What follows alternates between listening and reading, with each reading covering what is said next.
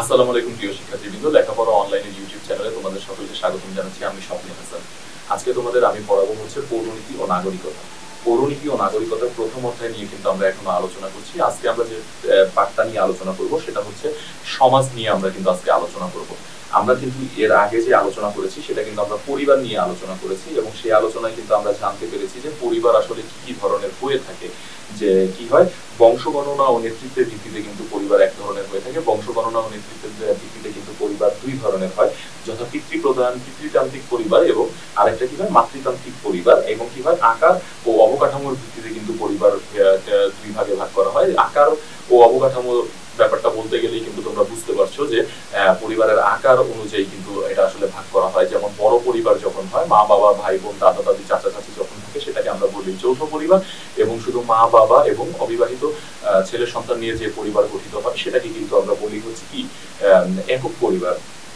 এবং বৈবাহিক সূত্রের ভিত্তিতে কিন্তু পরিবারকে তিন ভাগে ভাগ করা হয়, যথা একপত্নিক পরিবার, বহুপত্নিক পরিবার এবং কিন্তু বহুপতি পরিবার। একপত্নিক পরিবার হচ্ছে যদি একজন লোক একজন স্ত্রীকে বিয়ে করে সেটাকে কিন্তু একপত্নিক পরিবার বলে, এবং যখন একজন লোক দুইটি স্ত্রীকে বিয়ে করবে বা দুইজনকে বিয়ে করবে তখন কিন্তু সেটাকে বহুপত্নিক পরিবার বলা হয়। এবং যখন একজন স্ত্রী কি করে দুইজন একের অধিক কিন্তু তার স্বামী থাকে তখন কিন্তু তাকে বলা হয় বহুপতি পরিবার। তারপর কিন্তু আমরা জেনেছি যে পরিবারের কার্যবলী জেনেছি, পরিবারে কি কি ধরনের কার্যবলী হয়, কি কি ধরনের কাজ পরিবারে আসলে সম্পাদন করা হয়, কিভাবে আসলে পরিবার পরিচালনা করা হয় সেগুলো কিন্তু আমরা জানতে পেরেছি। পরিবারের কিছু দায়িত্ব থাকে, কিছু কাজ থাকে, সেগুলোও কিন্তু আমরা জানতে পেরেছি। আমরা কিন্তু জেনেছি যে পরিবারের যৌবিক কাজগুলো কিন্তু আমরা জেনেছি। যৌবিক কাজ দ্বারা আসলে আমরা কি বুঝি, যে আমাদের বাবা মা বিবাহ বন্ধনে আবদ্ধ হওয়ার পরে কিন্তু তাদের কিন্তু প্রতিটা পরিবারের কিন্তু একটা টার্গেট থাকে, সেটা হচ্ছে যে সন্তান জন্ম দেওয়া এবং তাদের লালন পালন করা। এটা কিন্তু পরিবারের প্রধান একটা যৌবিক কাজ। তারপর হচ্ছে শিক্ষামূলক কাজ, যে পরিবারের সকলে কিন্তু কি করে, আমরা কিন্তু পরিবার থেকে শিক্ষা গ্রহণ করি, পরিবারের সকলের থেকে কিন্তু আমরা আসলে শিক্ষা পাই। তো এটা হচ্ছে পরিবারের শিক্ষামূলক কাজ। অর্থনৈতিক কাজ, প্রত্যেকটা পরিবার কিন্তু অর্থ উপার্জনে কাজ করে এবং প্রত্যেকটা পরিবার কিন্তু আসলে একটা অর্থ উপার্জন করে, সেটাকে আমরা বলি পরিবারের অর্থনৈতিক কাজ। রাষ্ট্রীয় কাজ, পরিবারের সকলে কিন্তু রাষ্ট্রীয় কাজে অংশগ্রহণ করে, প্লাস রাজনৈতিক বিভিন্ন কিন্তু অ্যাডভাইস দিয়ে বা রাজনৈতিক বিভিন্ন কাজে কিন্তু তারা অংশগ্রহণ করে। এটা হচ্ছে পরিবারের রাজনৈতিক কাজ। তারপর হচ্ছে কি মনস্তাত্ত্বিক কাজ। পরিবার কিন্তু বিভিন্ন ধরনের মনস্তাত্ত্বিক কাজ করে থাকে, যথা দেখো যদি যে স্নেহ মায়া মমতা ভালোবাসার শিক্ষাটাও কিন্তু মানুষ পরিবার থেকে পেয়ে থাকে, সেটাকে কিন্তু পরিবারের মনস্তাত্ত্বিক কাজ বলা হয়ে থাকে আসলে। তারপর যদি আমরা দেখি যে বিনোদনমূলক কাজে কিন্তু পরিবার অংশগ্রহণ করে, বিভিন্ন বিনোদনমূলক কাজ, যেমন ধরো একসাথে পরিবারের সকলে মিলে একত্রে একটা অনুষ্ঠান আয়োজন করা, একত্রে ঘুরতে যাওয়া, একত্রে কিন্তু গল্প করা, এটা কিন্তু একটা পরিবারের কি হচ্ছে তোমার বিনোদনমূলক কাজ। যে বিনোদনমূলক কাজগুলো কিন্তু বর্তমানে আটকে যাচ্ছে কিসের কারণে বলো, সোশ্যাল মিডিয়ার উন্নতির কারণে কিন্তু পারিবারিক যে বিনোদনমূলক কাজগুলো সেগুলো কিন্তু ব্যাহত হচ্ছে। আমরা এখন কি করছি, যতটুকু সময় আমরা বাসায় থাকছি আমরা কিন্তু আসলে নিজেকে সোশ্যাল মিডিয়ায় আবদ্ধ করে রাখছি। আমরা কিন্তু বাসায় যে শুয়ে পড়ে কিন্তু আমাদের ফোন, আমাদের পিসিতে বসে যাচ্ছি, আমরা গেমস খেলছি, তারপর কি করছি আমরা সোশ্যাল মিডিয়ায় চ্যাট করতেছি। এতে করে কি হচ্ছে, এতে করে কিন্তু আমাদের পারিবারিক একটা দূরত্ব আসলে সৃষ্টি হয়ে যাচ্ছে, যেটা আসলে মোটেই কাম্য নয়। সেজন্য কিন্তু আমাদের পারিবারিক বিনোদনের ব্যবস্থাটা ঠিকঠাক রাখার জন্য কিন্তু আমাদের কি করা উচিত, প্রতিদিন নিজের পরিবারকে কিন্তু আসলে সময় দেওয়া উচিত। পরিবারকে সময় দিলে কিন্তু আসলে একটা পারিবারিক যে বিনোদনমূলক যে কাজগুলো সেগুলো কিন্তু ঠিকঠাক থাকবে। তারপর দেখো এখানে আজকে আমরা যে পাঠটা আলোচনা করব সমাজ নিয়ে, সেটা আলোচনা করার পূর্বে কিন্তু দেখো দেওয়া হয়েছে জোড়ায় বা দলগত একটা কাজ দিয়েছে তোমাদেরকে। দেখো ছকের মাধ্যমে পরিবারের বিভিন্ন ধরনের কাজের তালিকা তৈরি করো। এই তালিকাটা তোমরা কিভাবে তৈরি করবে, দেখো এই তালিকাটা তৈরি করার জন্য প্রথমে লিখবা পরিবারের কাজের ক্ষেত্রে, তারপরে অপোজিট সাইডে লিখবা যে পরিবারের কাজের সংক্ষিপ্ত বিবরণ বা উদাহরণ, যেটা লিখেই দেওয়া আছে। তো দেখো যৌবিক কাজ, পরিবারের কি ধরনের যৌবিক কাজ, পরিবারের যৌবিক কাজ কি বলো তো আমার সাথে। পরিবারের যৌবিক কাজ হচ্ছে সন্তান জন্ম দেওয়া এবং কি তাদের লালন পালন করা। তারপর শিক্ষামূলক কাজ কি, শিশুকে সুশিক্ষায় শিক্ষিত করে তোলা। তারপর অর্থনৈতিক কাজ কি, ধরো পরিবারের বিভিন্ন উপার্জন, সেটা কিন্তু অর্থনৈতিক কাজের ভিতরে চলে যায়, সেখানে তোমরা যে কোনো একটা উপার্জন লিখে দিতে পারো। রাজনৈতিক কাজ, বিভিন্ন রাজনৈতিক কাজই পরিবারের রয়েছে, যেমন ভোটাধিকার বা ভোট দেওয়ার যে ব্যাপারটা, সেটা কিন্তু একটা পরিবারের রাজনৈতিক কাজ। মনস্তাত্ত্বিক কাজ হচ্ছে আচার ব্যবহার ভালোবাসা, তারপর হচ্ছে আবেগ জড়িত যে কাজগুলো সেগুলো কিন্তু মনস্তাত্ত্বিক কাজ। বিনোদনমূলক কাজ হচ্ছে পরিবারের সাথে ধরো তুমি একটা লুডো খেললে অথবা একটা সিনেমা দেখলে, সেটা কিন্তু তোমার পরিবারের কি হলো, একটা বলো বিনোদনমূলক একটা কিন্তু কাজ হলো। এখন দেখো এখানে সমাজের কথা বলা হয়েছে, সমাজ দ্বারা আমরা আসলে কি বুঝি। আমরা কিন্তু এতদিন জেনেছি যে পরিবার হচ্ছে সমাজেরই একটা ক্ষুদ্রতম অংশ। এখন সমাজ বলতে সেই সংঘবদ্ধ জনসমষ্টিকে বোঝায় যারা কোনো সাধারণ উদ্দেশ্য সাধনের জন্য একত্রিত হয়। সমাজ বলতে আসলে একটা একত্রিত সংঘবদ্ধ গোষ্ঠীকে বোঝায় যারা কোনো উদ্দেশ্য সাধনের জন্য একত্রে বসবাস করে। দেখো আদিম যুগে কিন্তু মানুষ আসলে একত্রে বসবাস করেনি, বা মানুষের যে একসাথে বসবাস করার যে শুরুটা সেটা কিন্তু আসলে এভাবে হয়নি। সমাজবদ্ধ ভাবেই কিন্তু মানুষ শুরু থেকে বসবাস করা শুরু করে না। ধরো মানুষ যখন আদিম যুগে কি হয়েছিল, যে আদিম যুগে মানুষ তো আমরা সবাই জানি পাহাড়ের গুহায় বসবাস করতো। তো পাহাড়ের গুহায় বসবাস যখন করতো তখন তাদের ভিতরে একটা জিনিস কি ছিল, যে তাদের ভিতরে কিন্তু একটা ভয় ছিল, তাদের ভিতরে বন্য পশু পাখির আক্রমণের একটা ভয় ছিল, বিভিন্ন অপশক্তির একটা আক্রমণের ভয় ছিল, বিভিন্ন প্রাকৃতিক দুর্যোগে কিন্তু তারা একা হয়ে পড়তো, তারা কিন্তু দলগত ভাবে কাজটা করতে পারতো না। তারপর এই ধরনের যে সমস্যাগুলো শুরু হয় আসলে তখন কিন্তু এই সমস্যাগুলো কিন্তু রিডিউস করার জন্য, সমস্যাগুলো সংশোধন করার জন্য কিন্তু আসলে সমাজের সৃষ্টি হয়। সমাজে কিন্তু মানুষ দলগত ভাবে বসবাস শুরু করে। আচ্ছা, দলগত ভাবে কিন্তু তারা বিভিন্ন কি করে, যে বিভিন্ন প্রাকৃতিক দুর্যোগ বলো, তারপর বলো বিভিন্ন খাদ্য সংগ্রহ, তারপর বিভিন্ন সমস্যা সমাধানের উদ্দেশ্যে কিন্তু আসলে তারা দলগত ভাবে বসবাস করে। যখন থেকে তারা দলগত ভাবে বসবাস করা শুরু করলো তখন থেকে দেখলো কি, যে যদি কোনো আদিম যুগের কথা বলছি, তখন যখন তারা দেখতে পেল যে যদি কোনো বন্য পশু পাখির আক্রমণ তাদের উপর হয়, যে তাদেরকে কিন্তু প্রতিবাদ করার জন্য বা প্রতিহত করার জন্য কিন্তু লোকের অভাব নেই, তারা কিন্তু একটা সংঘবদ্ধ দল হয়ে কিন্তু তারা প্রতিবাদ করতে পারছে এবং আলটিমেটলি কিন্তু তাদের কোনো ক্ষতি কেউ করতে পারতেছে না। তো এই তখন কি করলো, মানুষ চিন্তা করলো যে এই সংঘবদ্ধ হয়ে থাকলে তো আমাদের ভিতরে বিপদ কম আসে, আমরা সব কাজ সহজে করতে পারি, আমরা শিকারে যেতে পারি একসাথে। তো সেখান থেকে আসলে সমাজটার সৃষ্টি হয়, সমাজের ধারণা সৃষ্টি হয়। একদল লোক যখন সাধারণ উদ্দেশ্য সাধনের জন্য সংঘবদ্ধ বসবাস করে তখন সমাজ গঠিত হয়। এই যে দেখো এখানে বলেছে যে একদল লোক যখন কি করে, উদ্দেশ্য সাধনের জন্য সংঘবদ্ধ ভাবে বসবাস করে, তখন তাদের ভিতরে কি হয়, সমাজ গঠিত হয়। যে কিছু না কিছু উদ্দেশ্য তো থাকেই, যে উদ্দেশ্যগুলো আদায় করার জন্য আসলে একদল লোক একত্রিত ভাবে বসবাস করে। সমাজের এই ধারণাটি বিশ্লেষণ করলে এর দুইটি প্রধান বৈশিষ্ট্য লক্ষ্য করা যায়। সমাজের ধারণাটি যদি আমরা বিশ্লেষণ করি তাহলে দুইটি কি করা যায়, প্রধান লক্ষ্য কিন্তু আমাদের সামনে চলে আসে। একটা হলো কি, বহু লোকের সংঘবদ্ধ ভাবে বসবাস, এবং অপরটি কি, সংঘবদ্ধতার পেছনে থেকে থাকার সাধারণ উদ্দেশ্য। সমাজকে কিন্তু এই দুইটি অংশে ভাগ করা যায়। একটা হচ্ছে কি বলো, বহু লোকের সংঘবদ্ধ ভাবে বসবাস, যে অনেকগুলো লোক একত্রিত হয়ে সংঘবদ্ধ ভাবে বসবাস করা, এবং ওই সংঘবদ্ধতার পেছনে থেকে সাধারণ উদ্দেশ্য, এবং ওই সংঘবদ্ধতার পেছনে কিন্তু প্রত্যেকের একটা নিজের সাধারণ উদ্দেশ্য আছে।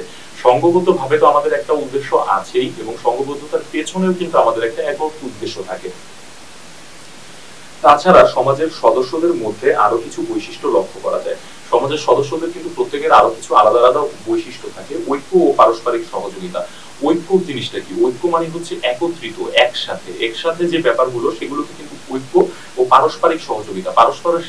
পারস্পরিক মানে কি, পরস্পরের প্রতি পরস্পরের, একজনের প্রতি আরেকজনের যে সহযোগিতাটা, নির্ভরশীলতাটা, একজনের উপর যে আমি নির্ভরশীল। আজকে আমি যদি শিকারে যাই সেক্ষেত্রে কিন্তু আমি একা যেতে পারবো না, একা গেলে কিন্তু আমার প্রাণ নাশের ভয় থাকবে। কিন্তু যদি আমার উপরে আরেকজন থাকে তাকে নির্ভর করে কিন্তু আমি সহজেই একটা কাজ করতে পারবো। ক্রিয়া প্রতিক্রিয়া কিন্তু থাকে, এরকম নির্ভরশীলতা, ক্রিয়া প্রতিক্রিয়া থাকে, যে আমার উপর নির্ভরশীল হয়ে সে একটা ক্রিয়া সংগঠিত করবে, তার উপর নির্ভরশীল হয়ে কিন্তু আমি একটা ক্রিয়া সংগঠিত করতে পারি।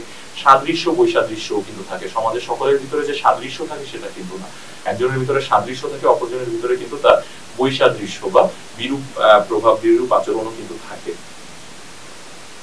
সমাজের সাথে হচ্ছে মানুষের সম্পর্ক অবিচ্ছেদ্য, মানে সমাজ ছাড়া একটা মানুষ আসলে কখনোই থাকতে পারে না। আসলে সমাজের সাথে মানুষের সম্পর্ক তাই অবিচ্ছেদ্য বলা হয়েছে।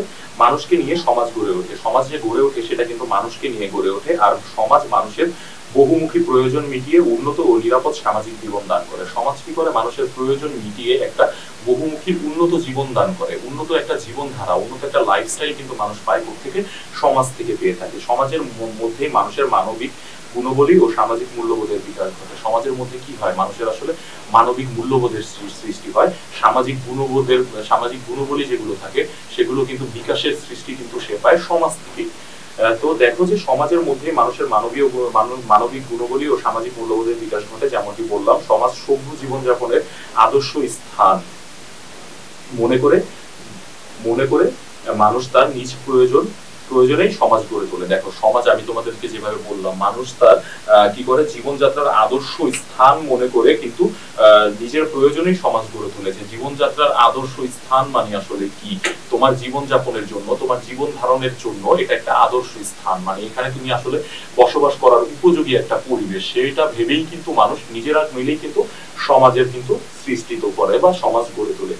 গ্রিক দার্শনিক অ্যারিস্টটল যথার্থই বলেছেন। গ্রিক দার্শনিক যে ছিলেন অ্যারিস্টটল, আমরা সকলেই চিনি, সে কিন্তু বলেছিলেন যে মানুষ স্বভাবত সামাজিক জীব।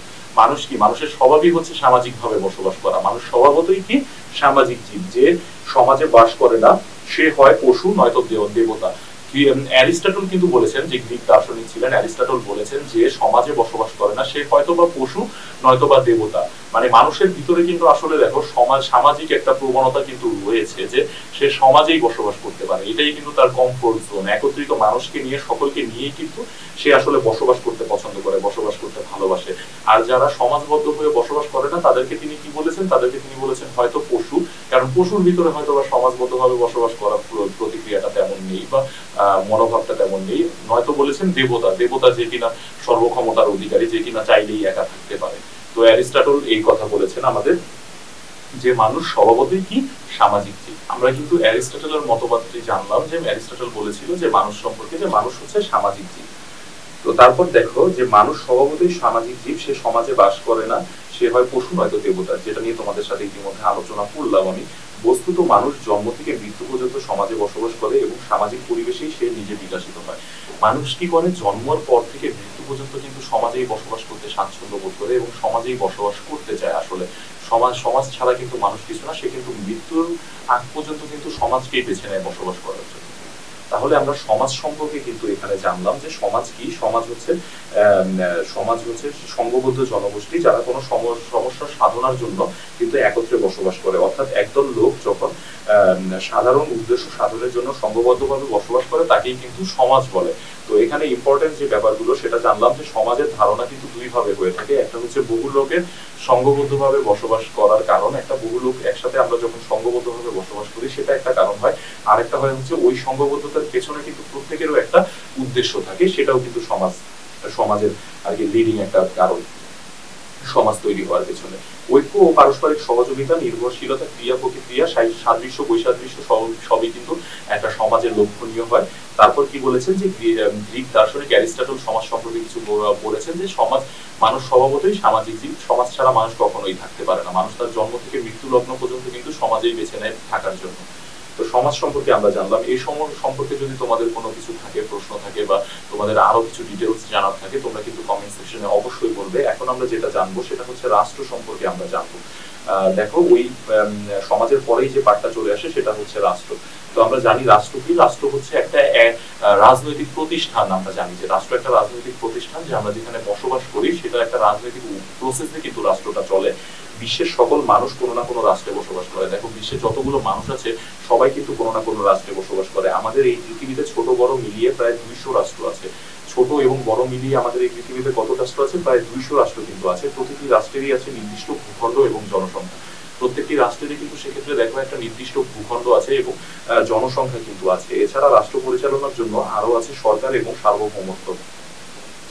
প্রত্যেকটা রাষ্ট্র পরিচালনা করার জন্য কিন্তু ওই রাষ্ট্রের একটা নির্দিষ্ট সরকার ব্যবস্থা থাকে, ওই সরকার কিন্তু রাষ্ট্রকে পরিচালনা করে।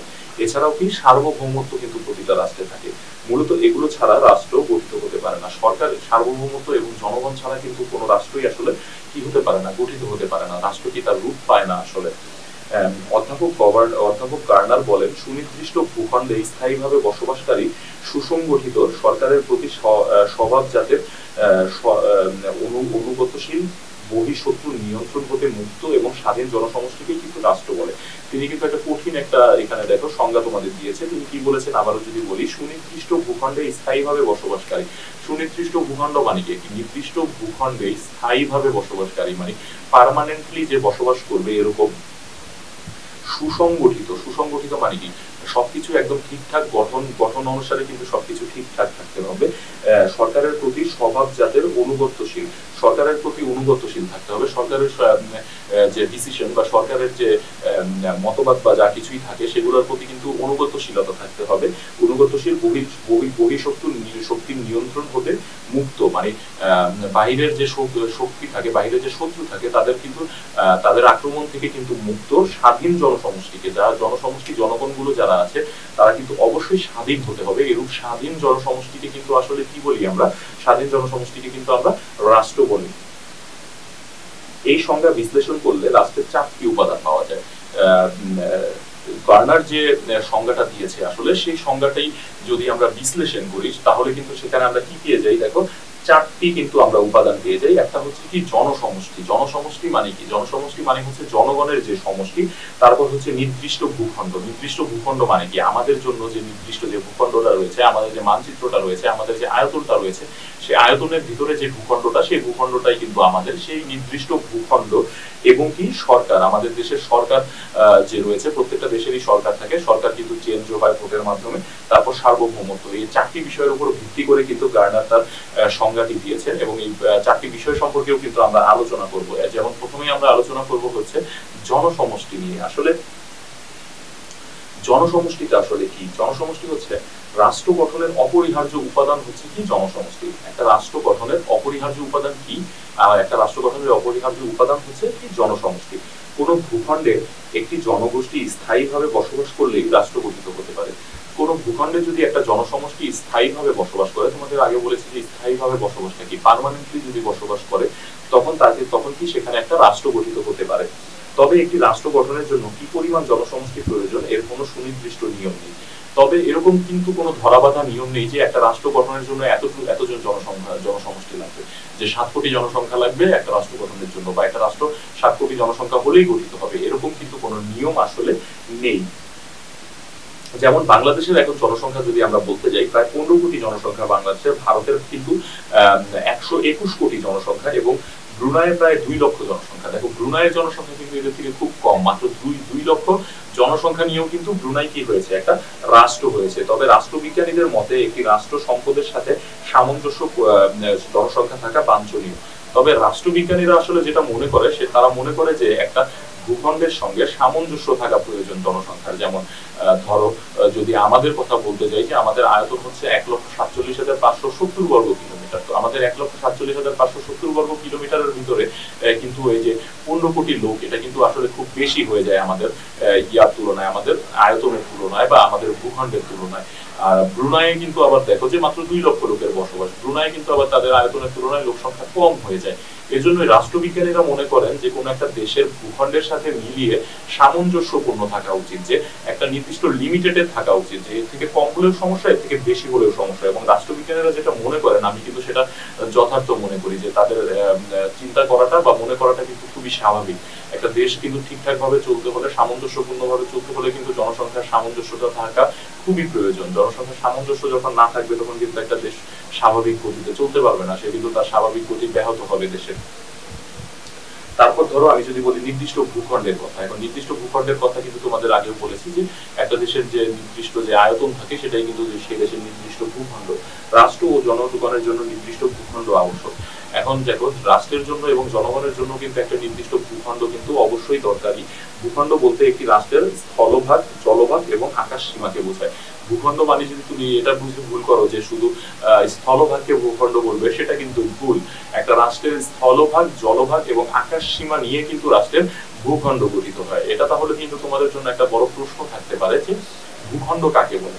তখন কিন্তু তোমরা বলবে যে একটি রাষ্ট্রের জলভাগ, স্থলভাগ এবং আকাশ সীমা নিয়ে একটি রাষ্ট্রের ভূখণ্ড গঠিত হয়। রাষ্ট্রের ভূখণ্ড ছোট বা বড় হতে পারে। এক একটা রাষ্ট্রের ভূখণ্ড এক এক রকম হতে পারে। কোন রাষ্ট্রের ভূখণ্ড ছোট হতে পারে, কোন রাষ্ট্রের ভূখণ্ড বড় হতে পারে। তো বিভিন্ন বেসিসে রাষ্ট্রের ভূখণ্ড ছোট বা বড় আসলে হতে পারে। যেমন বাংলাদেশের আয়তন 1,47,570 বর্গ কিলোমিটার। তো আমরা তো জেনেছি যে বাংলাদেশের আয়তন কত।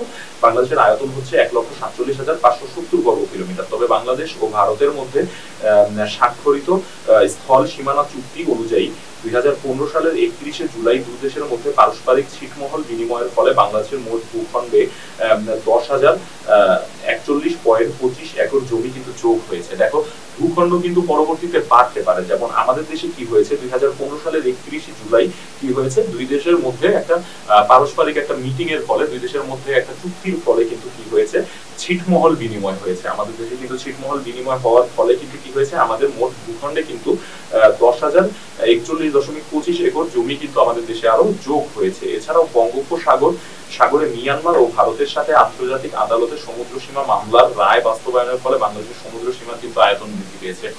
এটা কিন্তু আমাদের দেশের জন্য খুব বড় একটা অর্জন হয়েছে যে আন্তর্জাতিক যে আদালত আছে, আন্তর্জাতিক আদালতে কিন্তু আমাদের একটা মিয়ানমারের সাথে কিন্তু আমাদের সমুদ্র সীমা নিয়ে একটি মামলা করা ছিল। এই মামলার কিন্তু রায় হিসেবে যখন রায় এসেছে তখন কিন্তু আমরা কিন্তু সমুদ্র সীমা জয়লাভ করেছি। আমাদের কিন্তু সমুদ্র সীমার আয়তন কিন্তু কি হয়েছে, বৃদ্ধি পেয়েছে। আমাদের সমুদ্র সীমা কিন্তু আসলে বৃদ্ধি পেয়েছে। দেখো বর্তমানে সমুদ্রে 1,11,813 বর্গ কিলোমিটার সমুদ্র অঞ্চল বাংলাদেশের সার্বভৌম অধিকার প্রতিষ্ঠিত করেছে।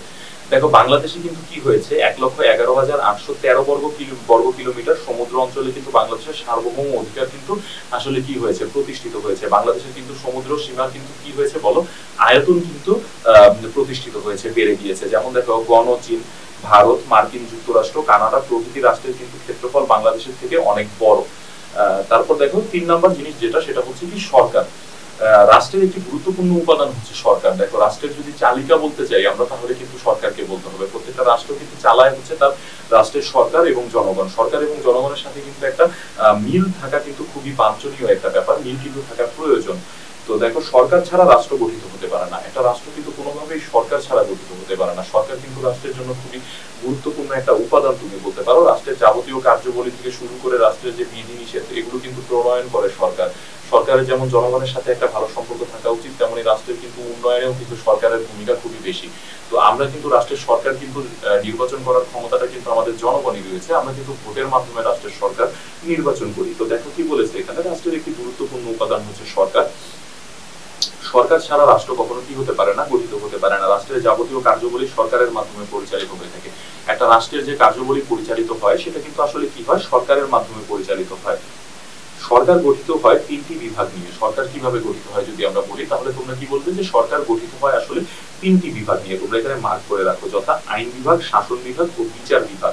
প্রত্যেকটা সরকার কিভাবে গঠিত হয়, 3টি বিভাগ নিয়ে। কি কি বিভাগ সেটা, শাসন বিভাগ, বিচার বিভাগ ও কি আইন বিভাগ। তোমাদের কাছে এটা কিন্তু একটা প্রশ্ন থাকবে যে একটা রাষ্ট্রের সরকার কিভাবে গঠিত হয়। তোমরা কিন্তু বলবে যে একটা রাষ্ট্রের সরকার গঠিত হয় 3টি ভাগ নিয়ে। কি ভাগ সে 3টি? একটা হচ্ছে আইন বিভাগ, একটা হচ্ছে কি বিচার বিভাগ ও আরেকটা হচ্ছে শাসন বিভাগ। সকল রাষ্ট্রের সরকারের এই গঠন একই রকম হলেও রাষ্ট্রভেদে সরকারের রূপ ভিন্ন ভিন্ন হয়। প্রতিটা রাষ্ট্রেই দেখবে যে এরকম কিছু নিয়ম থাকে বা গঠনের এই মূল 3টি ভিত্তি থাকে, কিন্তু রাষ্ট্রভেদে কি হয়, সরকার ব্যবস্থাটা এক এক রকম হয়ে থাকে। যেমন বাংলাদেশের সাংসদীয় সরকার, বাংলাদেশের সরকার ব্যবস্থাটা কি আমরা সকলেই জানি যে বাংলাদেশের সরকার ব্যবস্থা হচ্ছে সাংসদীয় সরকার। আবার যদি মার্কিন যুক্তরাষ্ট্রের রাষ্ট্র কথা চিন্তা করি, মার্কিন যুক্তরাষ্ট্রে কিন্তু রাষ্ট্রপতি শাসিত সরকার। তারপর হচ্ছে কি রাষ্ট্রের যাবতীয় শাসন কাজ কিন্তু সরকারই পরিচালনা করে থাকে। আমাদের যে রাষ্ট্রের যাবতীয় শাসন কাজ থাকে সেটা কিন্তু কে পরিচালনা করে, আমাদের দেশের সরকারই কিন্তু পরিচালনা করে থাকে।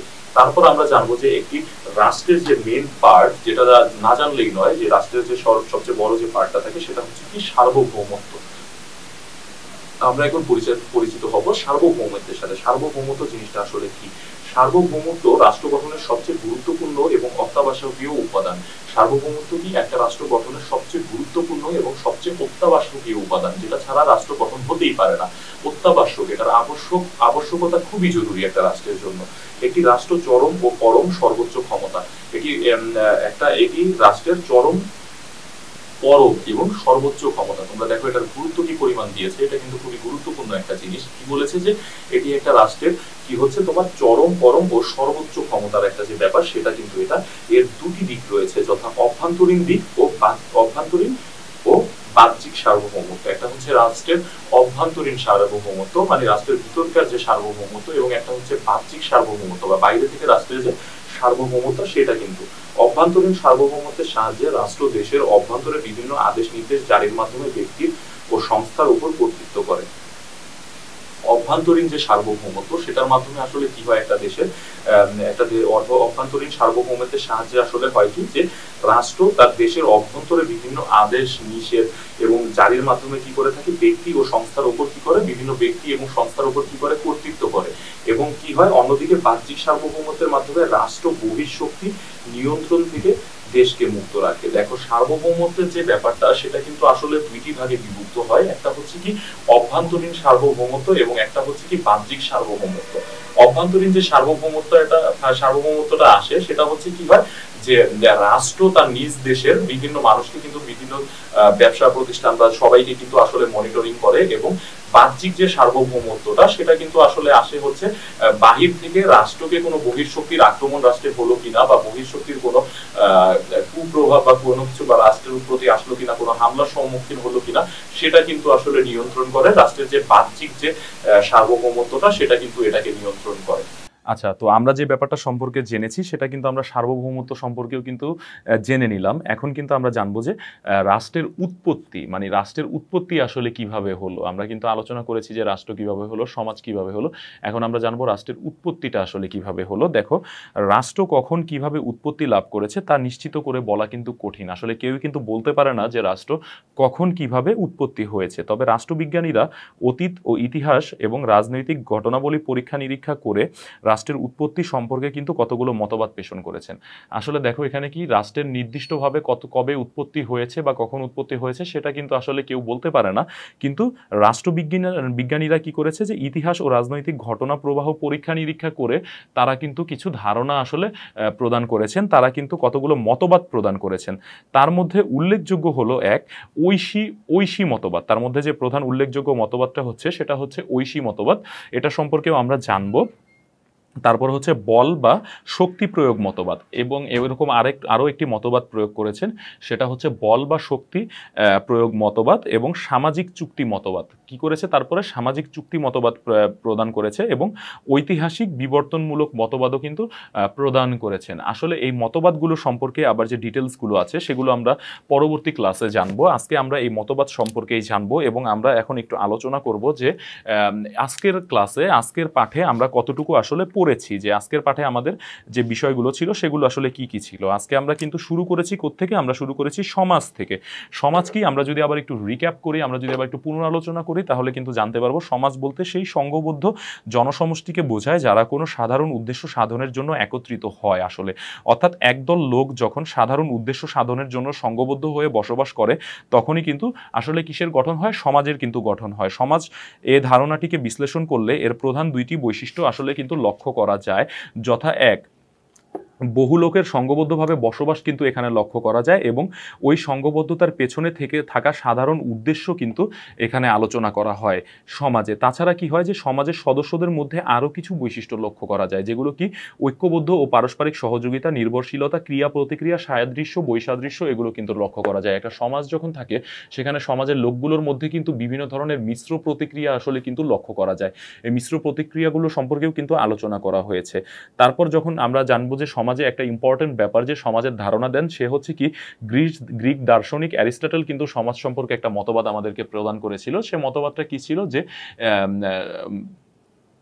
মানুষ আসলে স্বভাবতই সমাজে বসবাস করতে চায়। যে সমাজে বসবাস করতে চায় না সে হচ্ছে হয় পশু, নয়তোবা দেবতা।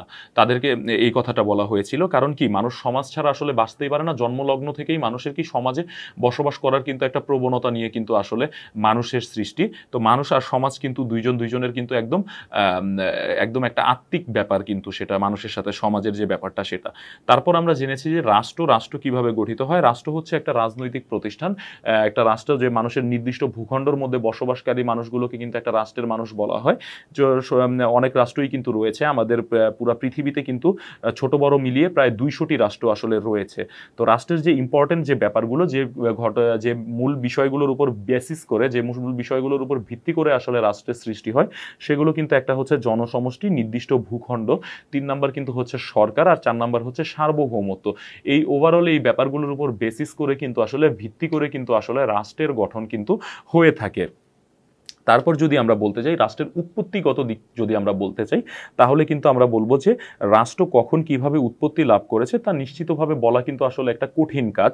তবে রাষ্ট্রবিজ্ঞানীরা অতীত, ইতিহাস ও রাজনৈতিক ঘটনা প্রবাহ পরীক্ষা নিরীক্ষা করে কিন্তু রাষ্ট্রের উৎপত্তি সম্পর্কে কতগুলো মতবাদ জাস্ট প্রদান করেছেন। রাষ্ট্রের উৎপত্তি সম্পর্কে কিন্তু কেউই কখনো ঠিকভাবে বলতে পারেনি, কিন্তু রাষ্ট্রবিজ্ঞানীরা কিন্তু রাষ্ট্রের বিভিন্ন ইতিহাস, বিভিন্ন নিদর্শন, এগুলোর কিন্তু ঘটনা কিন্তু বিশ্লেষণ করে কয়েকটা মতবাদ আসলে কয়েকটা কি করেছেন, মতবাদ প্রদান করেছেন। তার মধ্যে উল্লেখযোগ্য কয়েকটা মতবাদ রয়েছে, সে সম্পর্কে আমরা আগামী ক্লাসে আলোচনা করব। কিন্তু মতবাদগুলো তোমাদেরকে আমি একটু বলে দিচ্ছি, তোমরা একটু দেখে নাও যে মতবাদগুলো হচ্ছে, 1 নাম্বারটা হচ্ছে ঐশী মতবাদ, 2 নাম্বারটা হচ্ছে বল বা শক্তি প্রয়োগ মতবাদ, এবং 3 নাম্বারটা হচ্ছে কি সামাজিক চুক্তি মতবাদ, এবং 4 নাম্বারটা হচ্ছে ঐতিহাসিক বা বিবর্তনমূলক মতবাদ। যে মতবাদগুলোর ভিত্তিতে কিন্তু আসলে তারা রাষ্ট্রের একটা সুনির্দিষ্ট ধারণা কিন্তু তারা উপস্থাপনা করেছেন আমাদের সামনে। এগুলা কারা করেছেন? এগুলা কিন্তু করেছেন অবশ্যই রাষ্ট্রবিজ্ঞানীরা।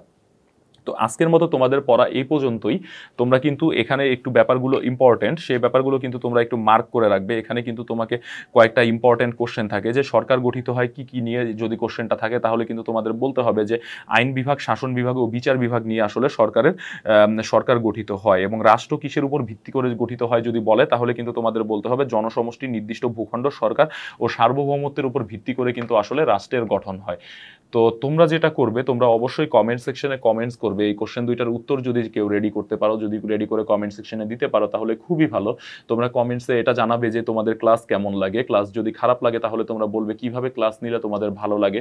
আর যদি ভালো লেগে থাকে তাহলে তো অবশ্যই তোমরা লাইক করবে। যদি ভালো না লাগে তোমরা সেক্ষেত্রে ডিসলাইক করতে পারো। তোমরা কি করবে, অবশ্যই চ্যানেলটিকে সাবস্ক্রাইব করবে। আমি কিন্তু আমাদের চ্যানেল সেটা কিন্তু তোমাদের শুধু পৌরনীতি বা ইতিহাস বা ভূগোল এগুলোই কিন্তু শুধু পড়ায় না, তোমাদের কিন্তু সকল বিষয়ে জ্ঞান যাতে তোমাদের পরিপূর্ণ থাকে এবং তোমাদের যাতে কোনো প্রকার গাইড বইয়ের শরণাপন্ন না হতে হয়, সেজন্য কিন্তু আমরা প্রত্যেকটা ক্লাসই এখান থেকে তোমাদের নিয়ে থাকি। এবং তোমাদের জন্য সবচেয়ে মজার ব্যাপার হচ্ছে এবং সবচেয়ে বড় ব্যাপার হচ্ছে এই সব ব্যাপারটাই কিন্তু, টোটাল ব্যাপারটাই কিন্তু তোমাদের জন্য একদম ফ্রি। তোমরা কিন্তু ফ্রি এই সেবাটি গ্রহণ করতে পারো। তো তোমাদের গ্রহণ করতে সমস্যা কোথায়? তোমরা কিন্তু কি করবে, আমাদের চ্যানেলটিকে সাবস্ক্রাইব করে রাখবে। সাবস্ক্রাইব করার সাথে সাথে পাশে থাকা বেল আইকনটিকে ক্লিক করে নিবে। এতে করে কি হবে, এতে করে তোমাদের সুবিধা হবে। কি সুবিধা হবে তোমাদের? তোমরা যখনই ইউটিউব ওপেন করবে, যখন হয়তোবা যেখানেই থাকো, যেখানেই বসে থাকো, ইউটিউব ওপেন করলেই কিন্তু তোমরা আমাদের কোনো না কোনো ক্লাস পেয়ে যাবে, আমাদের নতুন কোনো ক্লাস পেয়ে যাবে। সেক্ষেত্রে কিন্তু তোমরা তোমাদের যে সাবজেক্ট থাকে, তোমরা সায়েন্স, কমার্স বা আর্টস যেটারই হও না কেন, তোমরা কিন্তু সকল বিষয়েই জ্ঞান অর্জন করতে পারবে। সেম ক্ষেত্রে তুমি আর্টসে পড়ো, তোমার বন্ধু সায়েন্সে পড়ে, আমাদের কিন্তু সায়েন্সেরও সকল ক্লাস নেওয়া হয়। তোমরা কি করবে, এজন্য ফেসবুক পেজে তোমাদের এটা শেয়ার করে দিবে। তো আমাদের ফেসবুক পেজটা তোমরা কি করবে, তোমাদের ফেসবুক থেকে শেয়ার করে দিবে, অথবা আমাদের ইউটিউব ভিডিওটা শেয়ার অপশনে গিয়ে তোমরা তোমাদের বন্ধুদের সাথে শেয়ার করে দিবে। এতে করে কি হবে, তোমাদের সকল বন্ধু কিন্তু আসলে আমাদের এই যে ব্যাপারটা, আমাদের এই ক্লাসগুলোয় কিন্তু অংশগ্রহণ করতে পারবে। যেহেতু ভার্চুয়ালি আমরা তোমাদের সাথে কানেক্টেড, সেহেতু ভার্চুয়ালি কিন্তু তোমরা আমাদের সাথেও কানেক্টেড থাকবে। তোমরা কমেন্টস করে কিন্তু অবশ্যই আমাদের সাথে কানেক্ট থাকবে। তো আজকের মতো এ পর্যন্তই। তোমরা সকলে সুস্থ থাকবে, সুন্দর থাকবে এবং ভালো থাকবে, সেই প্রত্যাশায় আজকে বিদায় নিচ্ছি। আসসালামু আলাইকুম।